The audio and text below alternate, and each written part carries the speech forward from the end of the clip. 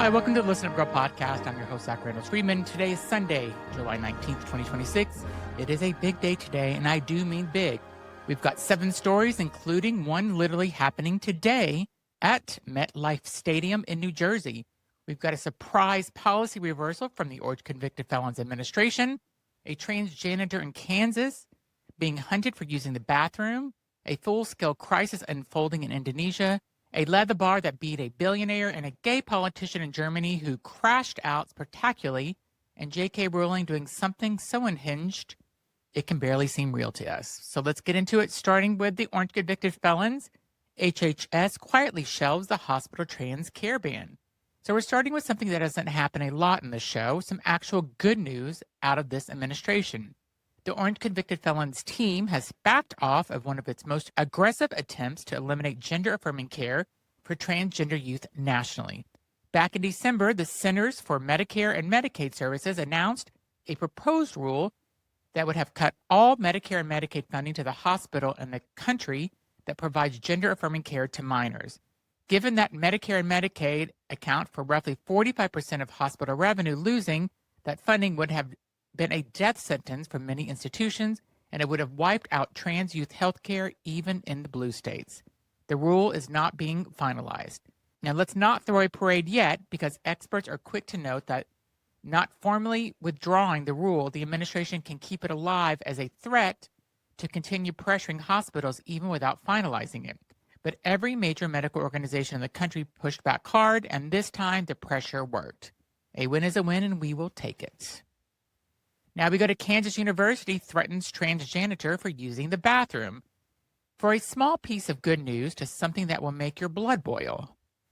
Siobhan Christenstein is a transgender woman who works as a janitor at the University of Kansas. She has been using the women's restroom on campus for years without incident. On July 10th, when she received an email from the university's director of employee relations, informing her that she had been reported for using the women's bathroom. Kansas's bathroom ban is described by advocates as the most aggressive anti-trans bathroom law in the country. Under the law, if someone reports a trans person for using a gender-aligned bathroom, the institution is required to send a formal notice. A second report means a $1,000 fine.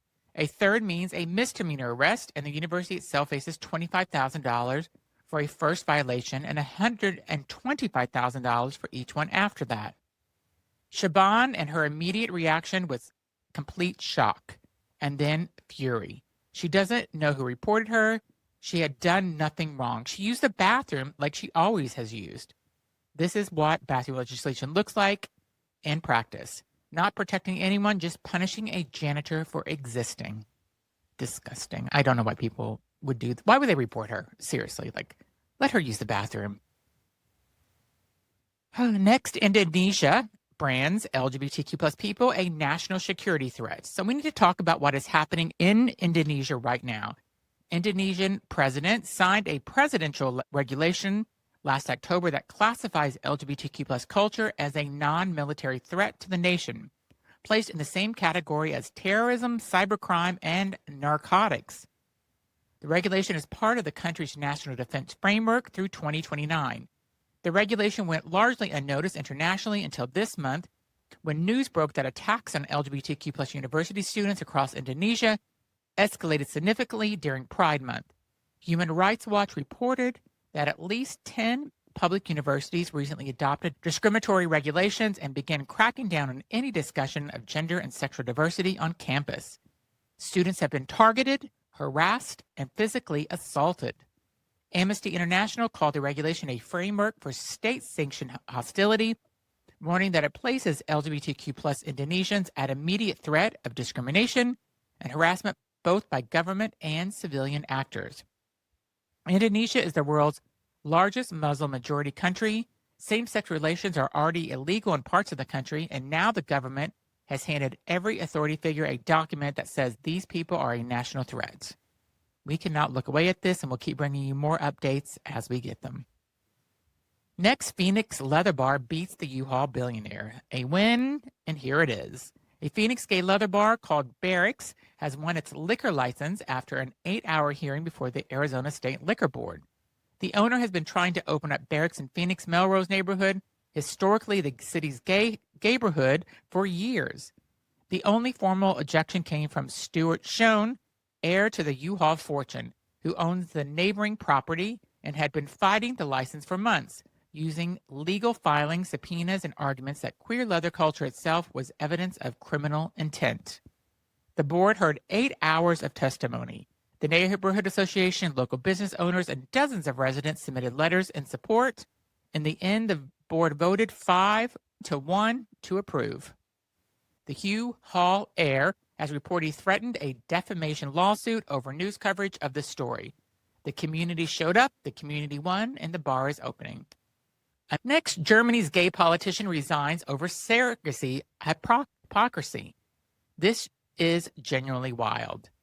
Jens Sapan is an openly gay man, and until very recently, the parliamentary leader of Germany's ruling conservative bloc. This week, he and his husband announced the birth of their son through a surrogate mother in the United States. Here is the problem. Jens had repeatedly and publicly opposed surrogacy. In 2015, he said that as a gay man and a Christian, he found it very difficult to support the idea of a rented womb.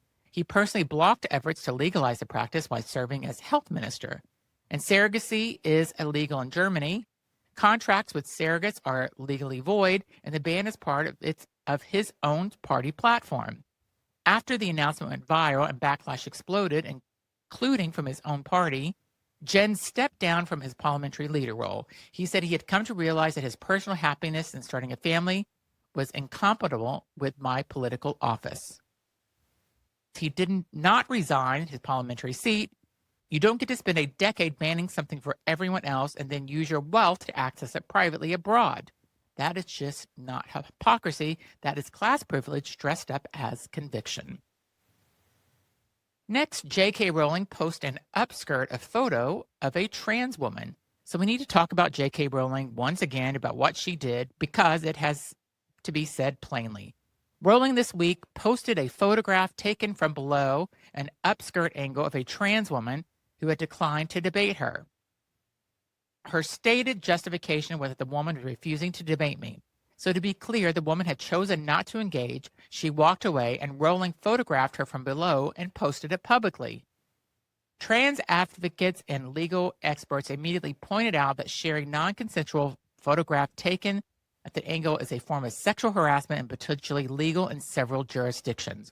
Rowling has spent years positioning herself as a champion of women's safety and dignity, and she did this. The action speaks for herself. Imagine if this trans woman would have went up to her and pulled up and took a picture under her dress. Imagine that. What would have happened? She would have been arrested. They should arrest J.K. Rowling for doing this. It's sexual harassment.